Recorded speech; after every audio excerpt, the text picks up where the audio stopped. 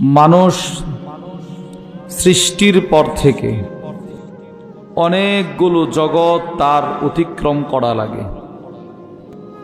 ছিলেন আলমে আরওয়াহ, আসলেন বাবার পৃষ্ঠদেশে, মায়ের বক্ষ দেশে, এরপরে আসলেন মায়ের পেটে, এরপরে আসলেন দুনিয়ার পেটে।